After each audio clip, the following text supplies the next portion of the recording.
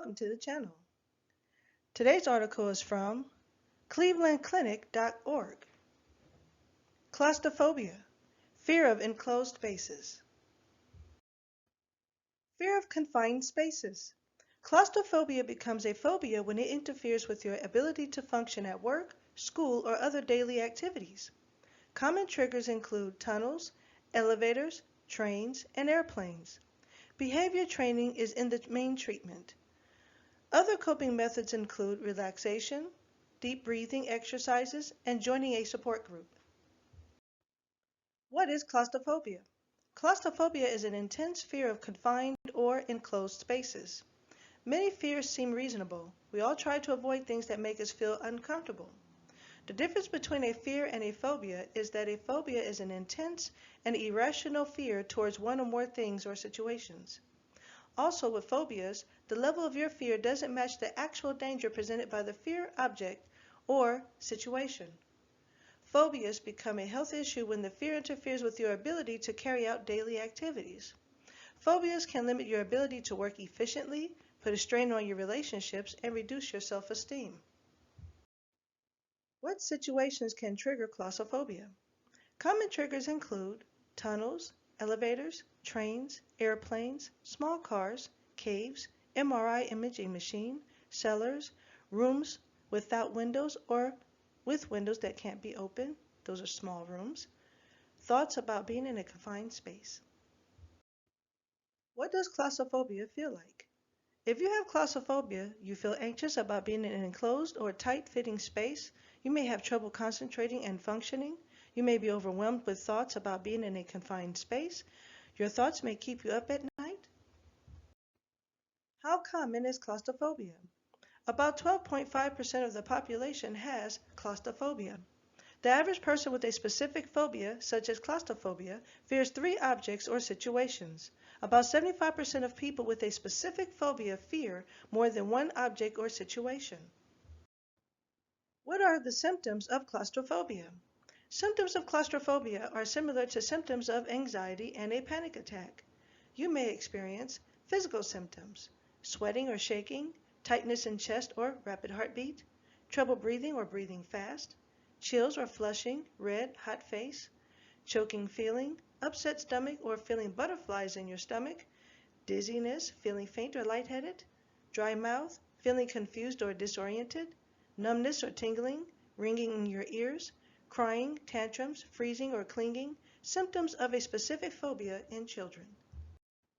And emotional symptoms: fear of losing control, fear of fainting, feelings of dread, feeling overwhelming anxiety, feeling an intense need to leave the situation, understanding that the fear isn't rational but you can't overcome it, fear of dying. What causes claustrophobia?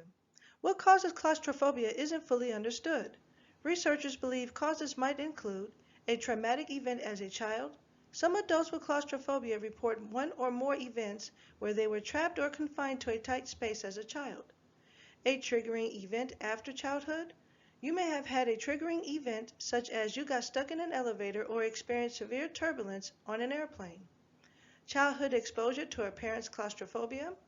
You may develop claustrophobia if you felt the anxieties of one of your parents' reaction to confined spaces.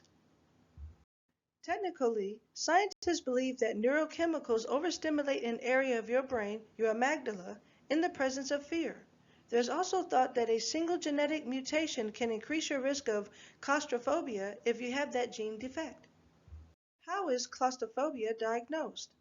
If you have claustrophobia, you have a fear of enclosed spaces, and you know it's a problem because you take great caution in avoiding situations in which you might encounter confined spaces. Your healthcare provider will want to confirm that your fear is indeed a phobia versus a normal fear, and that it's not the result of a medical condition or psychiatric disorder. Phobias significantly interfere with your ability to live a normal life.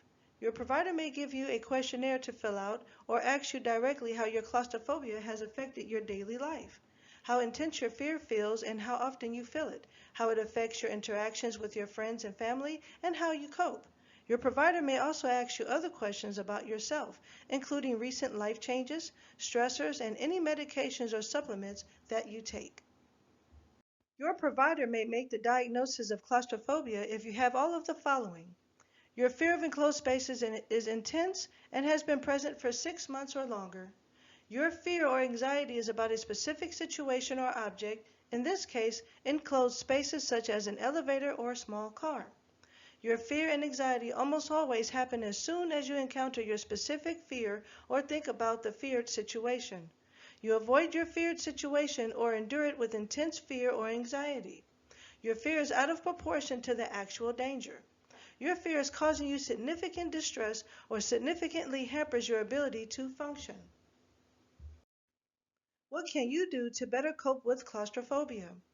In addition to seeing your primary healthcare provider or psychologist, you can try any of the following that make you feel comfortable. Talk to someone you trust. Having someone listen to your claustrophobic fears can be helpful to you.